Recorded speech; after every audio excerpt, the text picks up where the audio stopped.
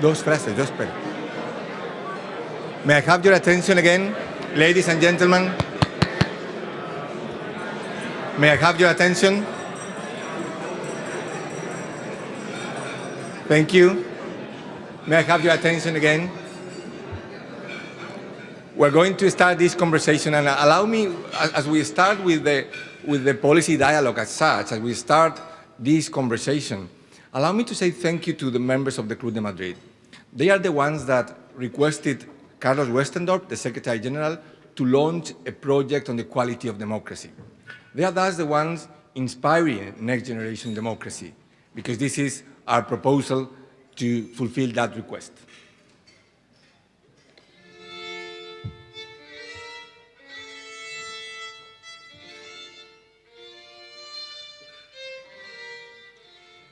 I would say that democracy rests on confidence, on mutual confidence between the leaders and the led, or if you like, the participation of everybody in each in a different way. Democracy is a process that is always active.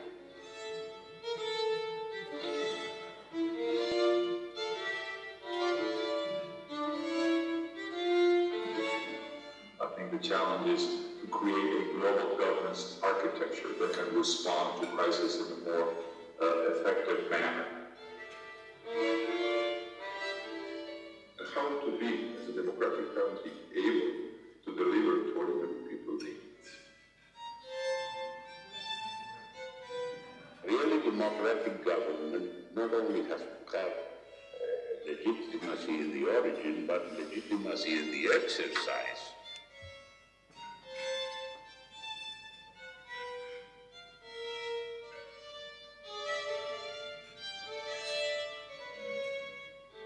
Democracy does not deliver as smart ethic policies.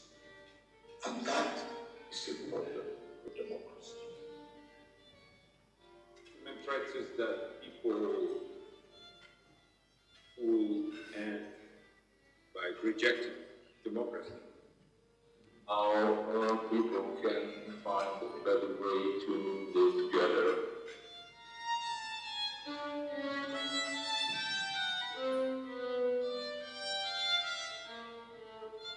I think democracy still has a wonderful opportunity to free people's minds and their lives around the world.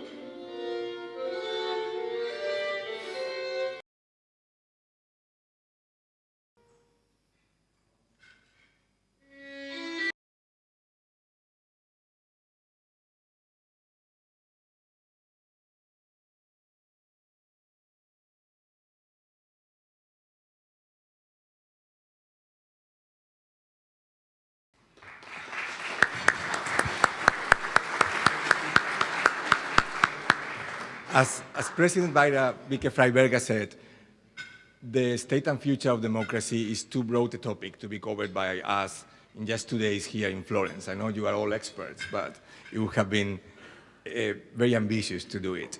That's why we decided to launch a 2-year process in the hope we can get to some preliminary conclusions along the way.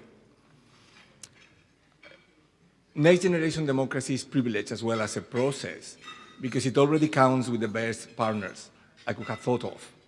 Not only our host today, the European University Institute, will be with us during the next steps of the process, but also the Bertelsmann Stiftung has prepared for us the best reports I could have thought of as a starting point for this process. As well, we have been able to put together a network of think tanks in different regions of the world. I will not list them now, but they are the rapporteurs in your respective working groups. They will be the ones organizing the meetings in different regions of the world in the first half of the next year. So they are already part of the next generation democracy project. As you all know, during these 2 days, we will be focusing on people and communities. And then we will be adding other dimensions to the process, the economic dimensions as well, and then the environmental dimension, which is something on which the Club de Madrid has long-term expertise. We will then get the 3 dimensions together in order to draft agendas for democracy. in an attempt to combine the best analysis, the scientific approaches to trends and prospects in democracy with the political wisdom and the leadership and the guidance of members of the Club de Madrid in different regions. We will also try to draft a global agenda for democracy with the commonalities of these regional agendas. And we hope that this exercise will be done in interaction with a network of different partners that can be also joining us and helping us fine-tuning those agendas and making them realistic and helping us to implement them. It is, for me, a pleasure to start with this process. As I said, Next Generation Democracy is a project or a process contributing to strengthening democracy to the extent possible. We already heard that the state of democracy is not the best as we are joining here. And also, I believe that this process will help build consensus and align foreign policies so that democratic needs and democratic ideas will be engendered by stakeholders in different regions and not imposed abroad. This is something that we have also been discussing in the introductory remarks. I believe that this process is a very flexible one, allowing others to be part of it as they wish. We are trying to create a network of academic institutions, a network of think tanks, and a network of stakeholders as we move to the different regions.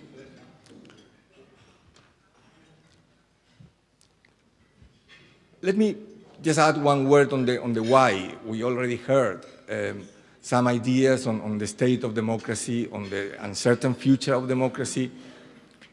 And Santiago Canton reminded me last night that we were discussing the title for this policy dialogue for 4 weeks.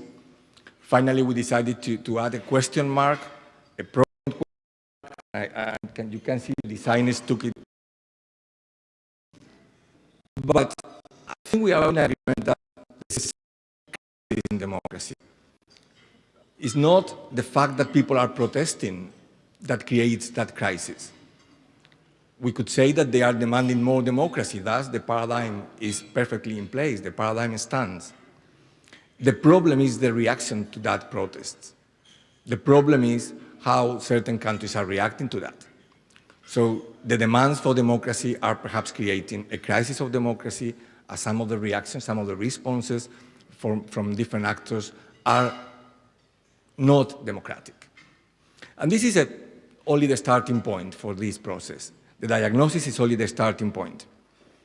I'd like to thank you all for being here. I'd like to apologize also, especially to members of Club de Madrid, because I'm making you work very hard. You will be part of working groups, working in a different setting. I didn't request you to deliver keynote speeches, but to work in a small group and focus on ideas and elements for future agendas. And I'm grateful for that. And I already believe that this will be the best starting point for this process. Also, as we start the conversation, I've asked a group of people to provide different ideas and different perspectives on the situation of democracy.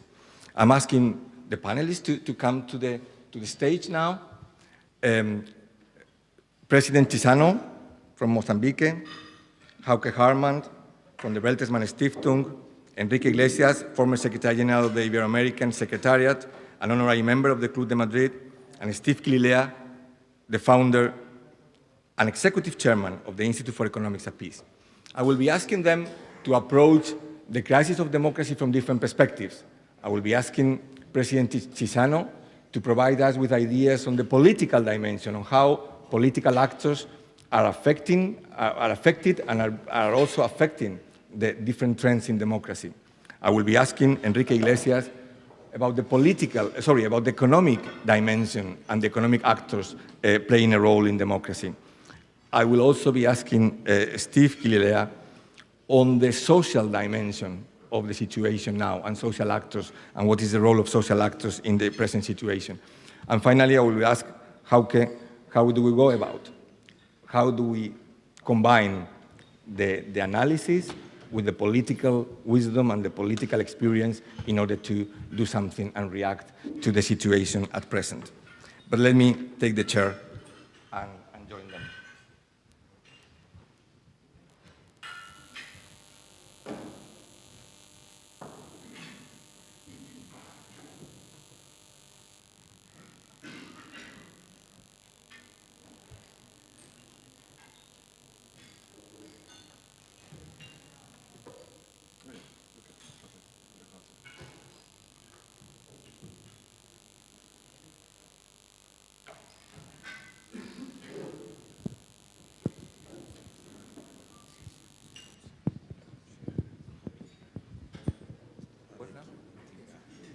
This?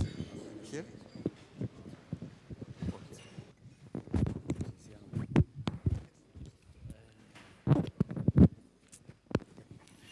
Okay. Let's then start the panel discussion with the comments from President Chissano. The floor is yours. As I said, you could elaborate a bit on the political dimension of the situation, of the crisis, or the potential crisis in democracy, not only in democracies in Africa, but also in well-established democracies, as you see it. Thank you very much. I'm glad that this item has been brought to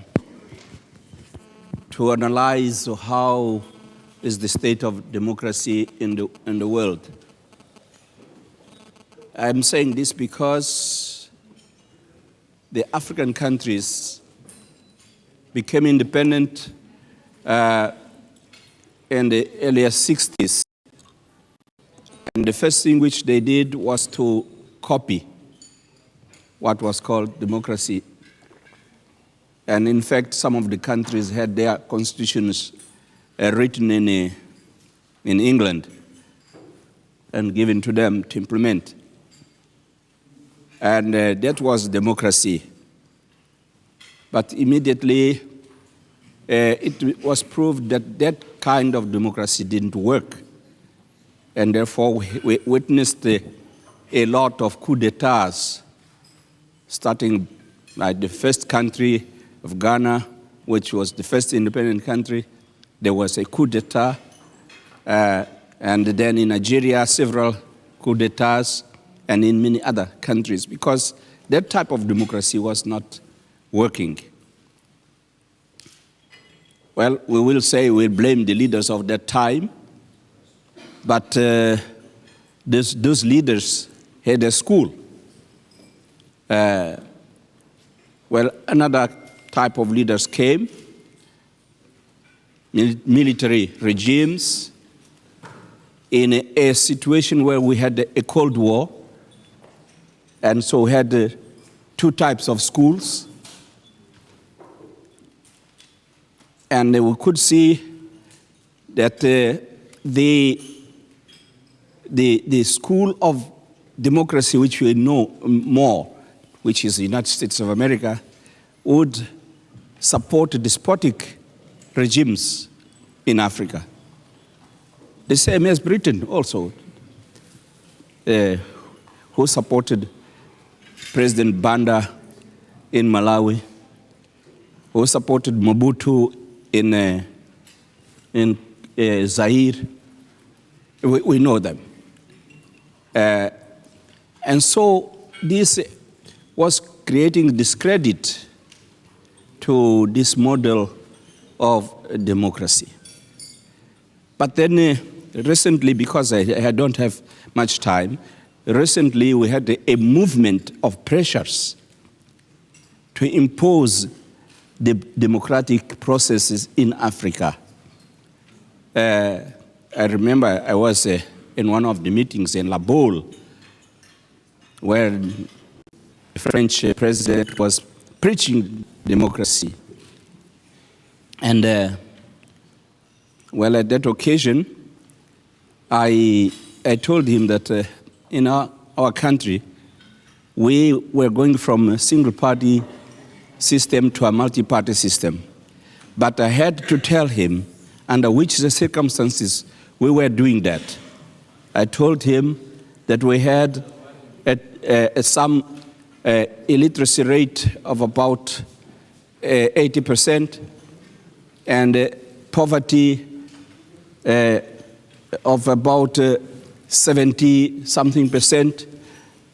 And it was in these conditions that we are going to move into multi-party. And I added, please try to create a plan, not a Marshall Plan, but a Mitterrand plan to help this democracy to develop.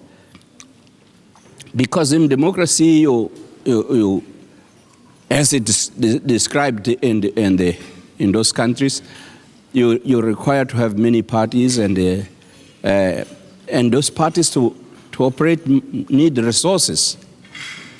I was saying that it will be necessary to have resources to organize elections, but most of all is to educate the people on this line of democracy.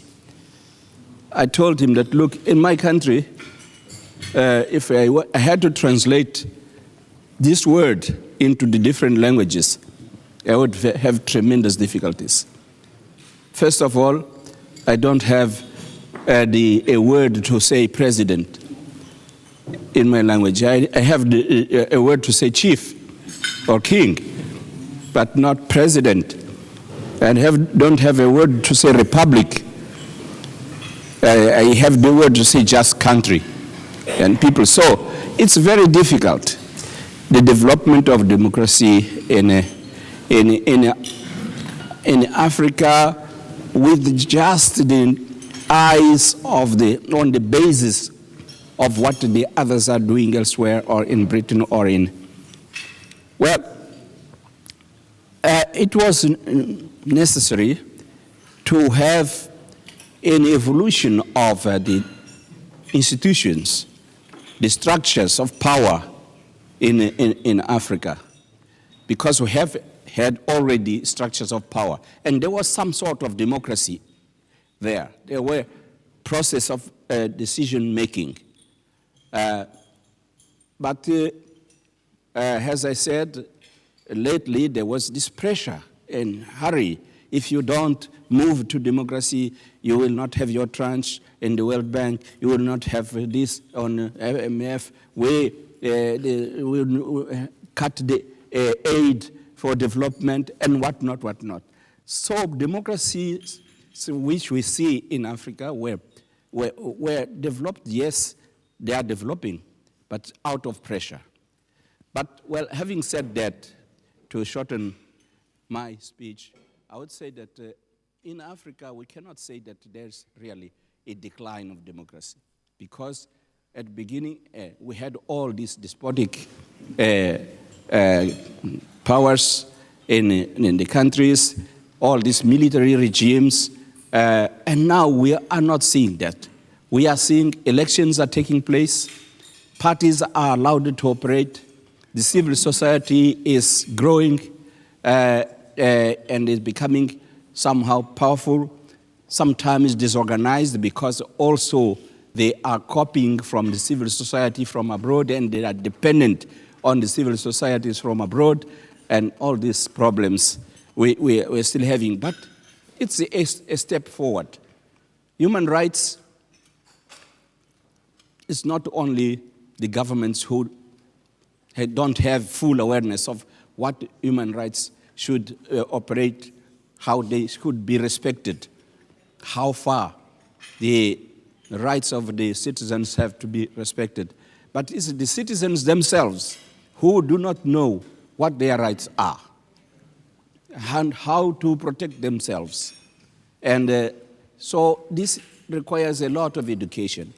So for me, I think that the development of democracy is a process. We have to do something to educate our young people so they grow in the spirit of democracy. The difficulties is how do we define democracy? And that's why I said it's very important that this theme has been brought so that we revise, we discuss and we have a new paradigm of democracy and how to transmit this democracy to the other nations. I'm glad that it was said that there's no one size fits all. This is understood today. It's, I don't know whether the governments in power today, they understand that. But really,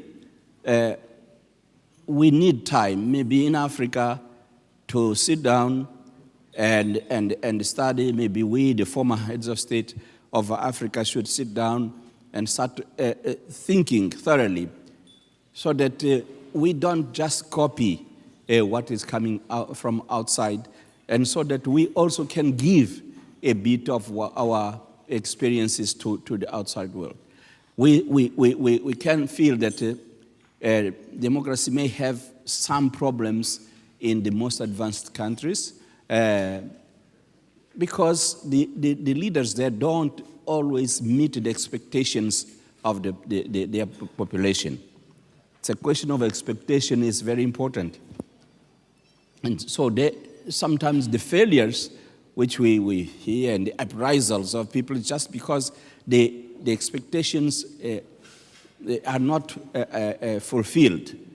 And so there are many problems because of that. Thank you.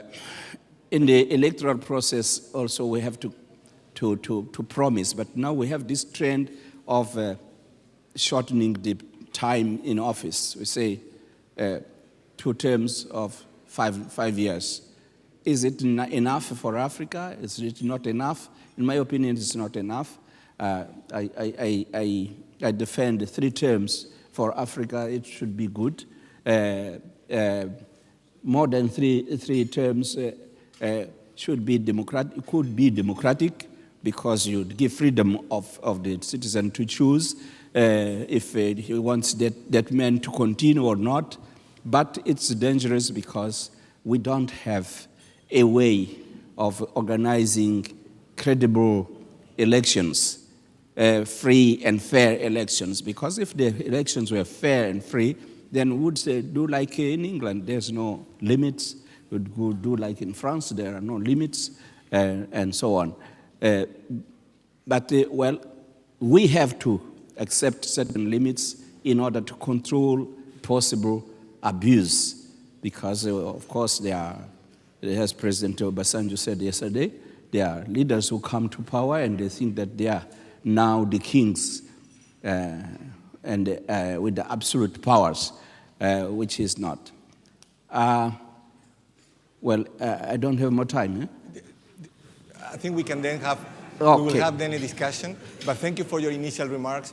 I think it's what you said about having former presidents in Africa together is something that we are trying to do through the Next Generation Democracy Project, so our roundtable in Africa will support that idea. Enrique, if I may, can you help us understand the economic dimension of the crisis and the role that economic actors play, how they influence democracy? Well, thank you for inviting me to say a few words, a few comments on this not very easy relation between economy and democracy. First of all, let me compliment the Club de Madrid by the work they are doing. I think in the moment in which we are living, to put together the wisdom of so many people who have such an important experience in their lives makes a lot of sense, particularly in these moments in which we are confronting serious problems almost everywhere. And I think the major contribution is to reflect what to do and to see what the roads can be open toward the future. One of them is this difficult relation between economy and democracy. Both are strongly interrelated because in many ways, I think democracy needs the economy because we need to grow. We need to grow. We need to in order to provide the social expectations on social well-being that everybody is expecting. If democracy does not provide us, sooner or later, he will lose support, and eventually more than that. So that is a very clear relationship. The reverse is not so clear because the economy has been working very well with autocratic governments and doing wonderfully. The question is whether democracy can provide something different, which is long-term support, long-term legal conditions, long-term rules of the game, and that is the virtue. But in essence, the relation there is not so clear. What I think is my personal experience through many years working in these fields is that we need to approach this issue looking to the three major actors that are in the scene. One, of course, is the government. The other, of course, is the market, and within the market, the corporations. And three is the society. These three should work together in an harmonious and cooperative way. If one does not fulfill their roles, then we have problems.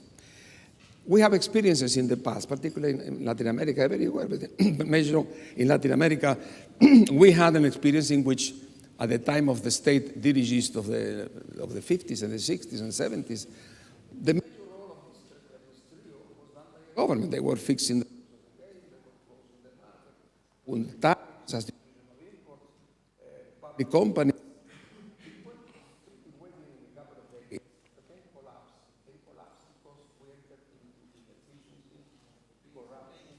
And lack of understanding need to gain efficiency. The question was not so much what the second experience we had also was in the early 90s when we had the big crisis of the debt, and the orthodoxy came back into the picture, and we had a period in which the markets play an active role. The basic philosophy was reduce the state, just sell the companies, make the market rules the game in every front, and they will make the countries grow and become more efficient in a way. Something was done in a good direction in that sense.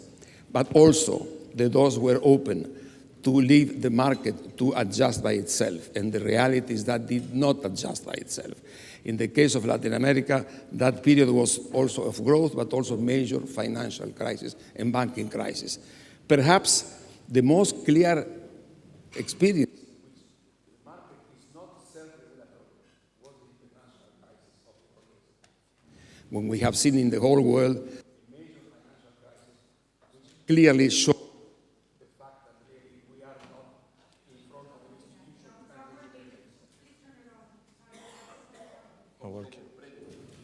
¿Se oye esto o no? Sí, ahora sí. ¿Esto así? Sí. Tengo que prender la cuestión esta. Está colorado, ¿está bien?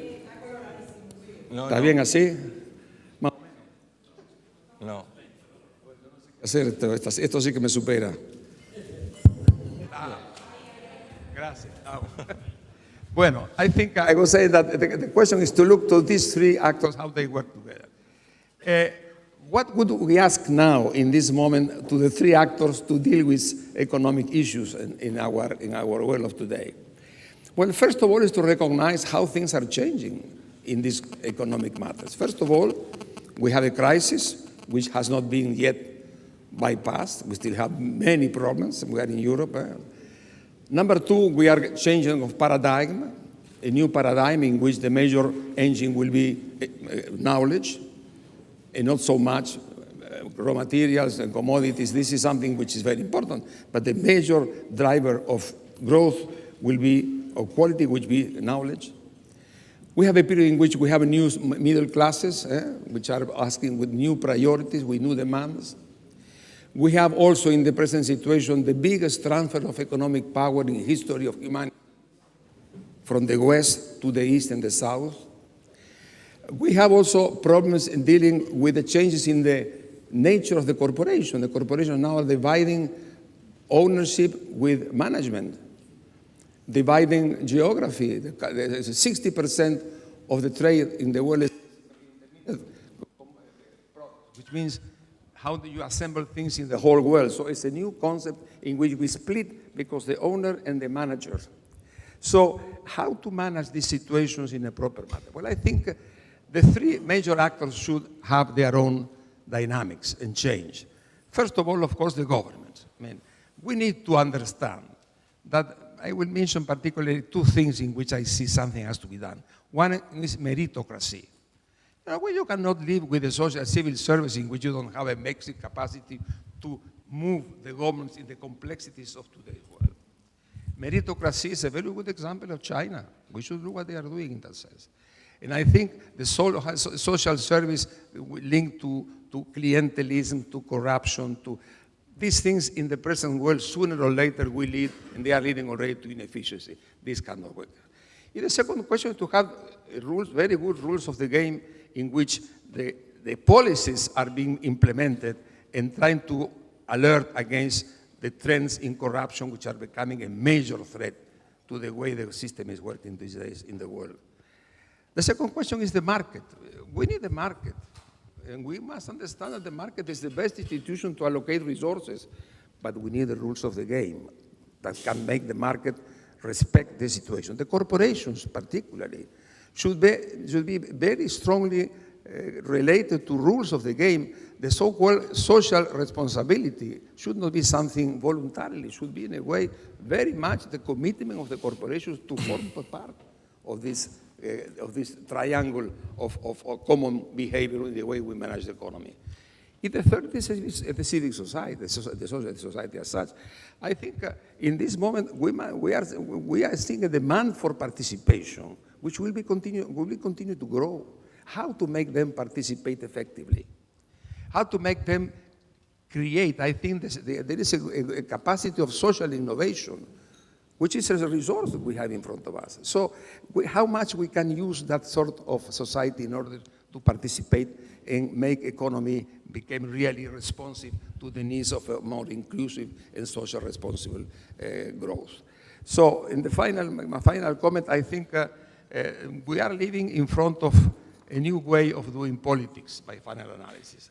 In this moment in which we are living in a situation in which practically the people is living with the new technology of information, everything is known at every moment, and real value in every moment. All these things have implied that the way to do politics, the way to mobilize the civil society in order to common grounds and common objectives, in order to impose rules that which prevent the abuses that moving to corruption. And the way to make an effective coordination in front of the tremendous challenge of productivity and technology to our economies is a basic choice in which we have to act in looking ahead. Thank you. Thank you.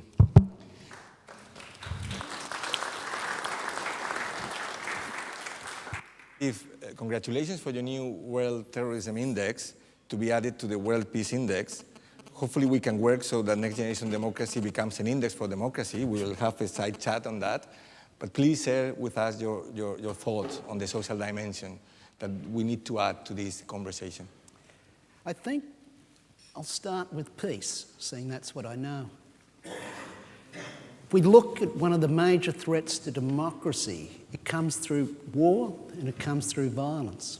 And if we go back over the last 7 years, we can find that each year, year on year, peace has fallen just slightly. So as we stand here today, in the last 7 years, the world is 5% less peaceful, according to the measures which we do. That's been driven by two major trends. The first is an increase in homicides. And that's just had a steady increase over the 7 years. And that will probably continue. Today, 3.5 billion people live in cities. By 2050, 7 billion people will live in cities. And that migration is happening in the developing world and happening in areas where the policing is not necessarily good.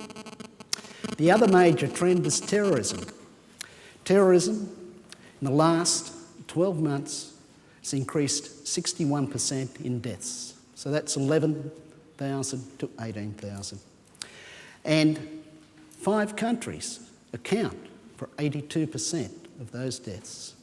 Afghanistan, Iraq, Syria, Nigeria, and forgotten the other one. How about that? So 82%. So if we look at the organisations responsible for these deaths, 4 of them responsible for 66% of these deaths. But more alarmingly, if we look across the number of countries with greater than 50 deaths, it's risen from 15 in 2012 to 25 in 2013. So the issues which are driving it. But on the positive side, what we've got is an decrease in what's termed state-sponsored terror. That's extrajudicial killings and torture. In fact, 63 countries improved, while 37 deteriorated. But if you look at the world today, the real challenges are global in nature. And they're ones we all know about. Climate change, ever-decreasing biodiversity, full use of the fresh water on the planet, and underpinning all of them, really, overpopulation. So the issues we need to adopt and solve are global in nature. But the nation state, as we can all see, has difficulty in doing this. If we go back 100 years, the rise of the International Labour Organisation brought together a mechanism such that labour and capital could negotiate together to have a common good, which was through the distribution of wealth of jobs. But that won't do us going forward into the 21st century because jobs are going to start to disappear. Recent report for the EU estimates that 42% of jobs in the EU are under threat of automation and robotisation over the next 15 years. So the concept of work really needs to be redefined. If we're going to start to now look the way we're going to solve these global challenges, it's going to need the engagement of some form of global movement, which may be expressed domestically in different countries. But if we look at the challenges, resilience is the key for how the countries will respond to all these challenges coming forward in the future. So a resilient society can take strain and adapt. An unresilient society will crack and break. So what actually causes resilience? Well, certainly, if we look at the work here at the Club of Madrid, the inclusiveness and the democratic processes, when fully functional, definitely do. The work we've done at the Institute for Economics and Peace focused on what actually creates peaceful societies. And that works as a system. So in terms of thinking of solving our problems in the future, we need to think of systems and what are the individual components of those systems and focus on them all working together. I had breakfast last week with John Micklethwait, the editor for The Economist Group. He recently published a book called The Fourth Revolution. And we're discussing this conference in context of that book. And that book said as we're entering a fourth revolution of the state. The first one was the nation state, the second one was the liberal state, the third one was the welfare state. And what he'd describe as the next state is the efficient state. And this is the competition between authoritarianism and democracy. And in the conversation, I asked him what would be the two simple things you'd do to actually improve the democratic deficit in the West. The first was corruption, and that was the corruption of media, and it was the corruption of wealth in political campaigns. And the second was to start to create independence away from the political system of things which we think are really, truly important to a well-functioning society so they don't get trapped by unruly politics. An example of that would be monetary policy. We wouldn't actually we've given monetary policy away in many ways to central banks and such. So what are the other functions which we could do, which we could move away from politics? I'll leave it there.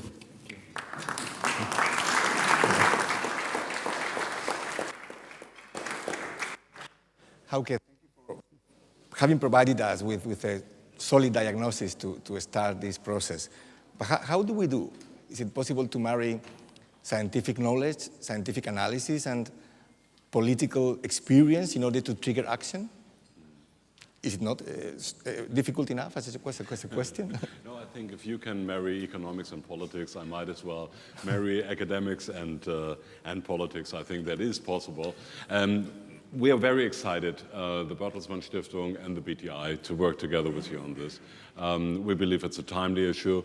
All our indicators show us that democracy really is in decline in some of the most important areas, in Southern and Eastern Africa, in in East Central and Southeastern Europe and in Latin America in some important aspects of democratic quality. So, so we are very happy to do that and actually do bridge building between academic expertise on the one hand and political practice on the other. And it's a funny role that we are playing, because on the one hand we are bridge builders ourselves, then on the other hand we are bringing the academic expertise with us. But I think we can manage, but we are proud to submit the regional reports and the conceptual framework that is accompanying this conference.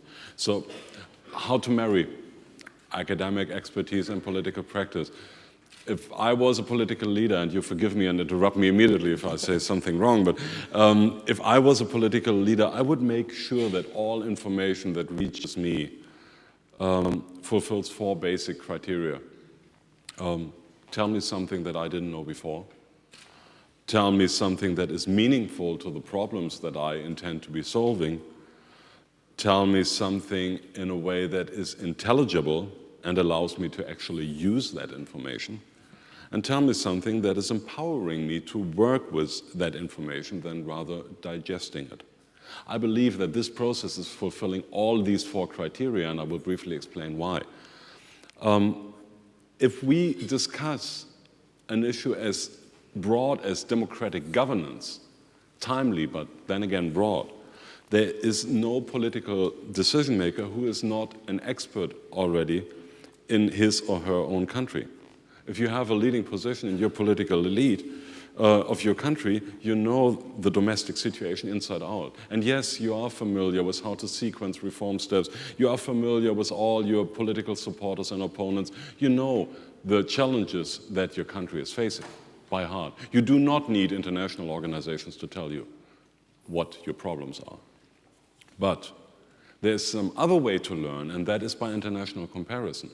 That is, if you put yourself in the given situation in the same line with other countries, with other governments facing the same challenges. And we believe, and the BTI is built on that, we believe that there is so much to be learned by inter-regional and international comparison. When we, with the BTI, portray 129 transformation paths and write a detailed analysis in country reports, it allows you to build regional clusters with deficiencies, to look at sub-regions and see what challenges are faced there, to make cross-border comparisons and comparisons with countries with a similar starting position. And so this is the kind of experience that is not available to decision makers who are familiar with their home situation. Yet it is highly relevant, because this mirror image might tell you a lot about effective transformation strategies and gives you access to good practices. And so this is why we find the approach that the Club de Madrid is presenting so convincing. We will be able to look at a lot of different countries that follow, for example, the majoritarian temptation. And they might be as different as Hungary or Egypt or even the United States. Or we might have a look at countries where government and opposition, or government and civil society, are simply apparently not able to talk to each other, like it was in Ukraine, or like in Thailand, or like in Turkey. So these kind of inter-regional comparisons are going to teach us a lesson, and we are happy to be part of that. Then, secondly, tell me something that I can that is meaningful to me.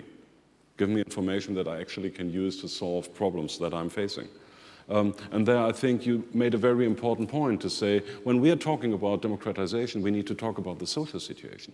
We need to talk about poverty, we need to talk about mass exclusion, we need to talk about intermediary systems between politics and civil society that are not working. If we are leaving out that, we are just left with the institutions.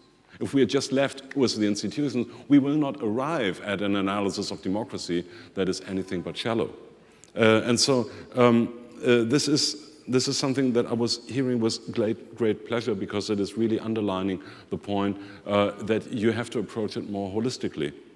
And this is, I think, why the Club de Madrid and the BTI found to be such excellent partners in this endeavor, as your approach is a holistic one, and our study is a comprehensive one. Then thirdly, tell me something that I can understand. that I can actually work with.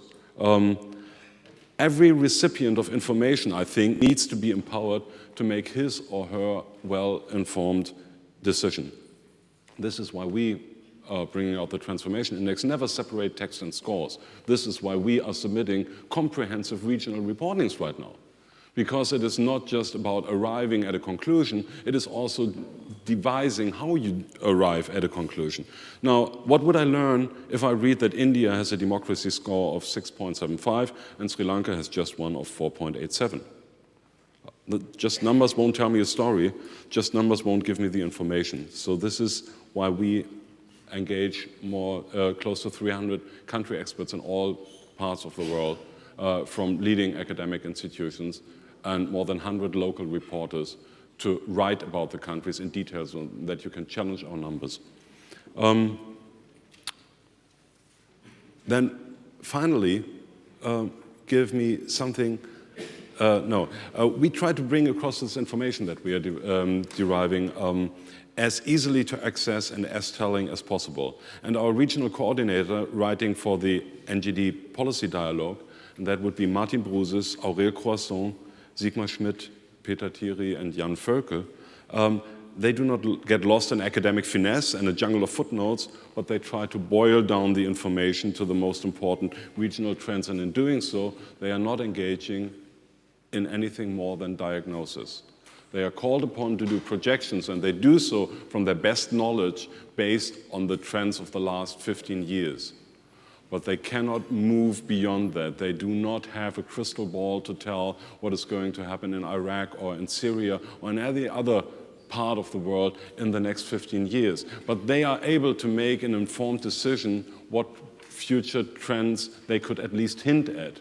And this is why we are so happy that we are working with regional partners in this approach. Because regional partners over the years have built up that very expertise to make a projection out of the regional trends. They are devising tools, they are devising instruments, they are devising transformation strategies in order to deal with expected trends, and they have their ear on the ground.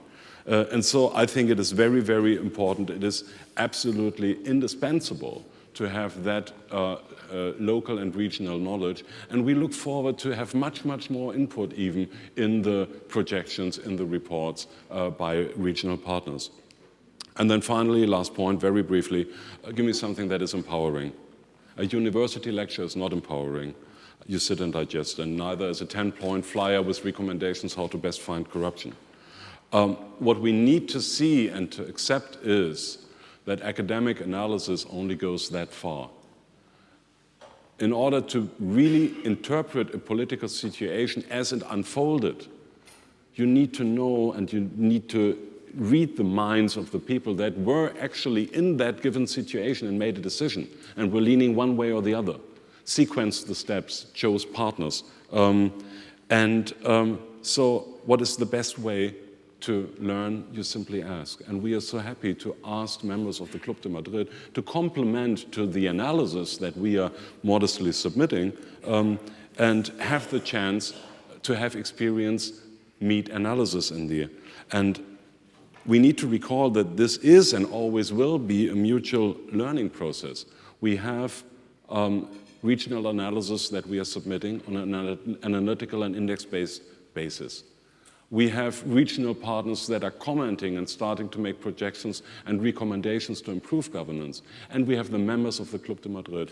And what better forum could you find to actually tell from their experience of how to tackle a situation and what they do with the recommendations submitted. So we must remember that analysis without that kind of expertise is a sterile undertaking. But expertise without the analysis is anecdotal. So let's use this policy dialogue to actually get into an exchange and a politically relevant mix of the two sides of the coin. Thank you very much.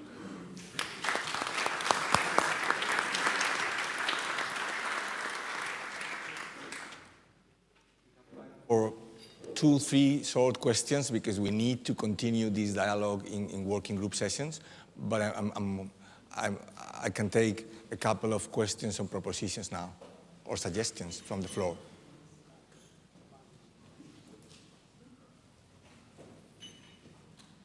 That was all very clear, I guess. Thank you.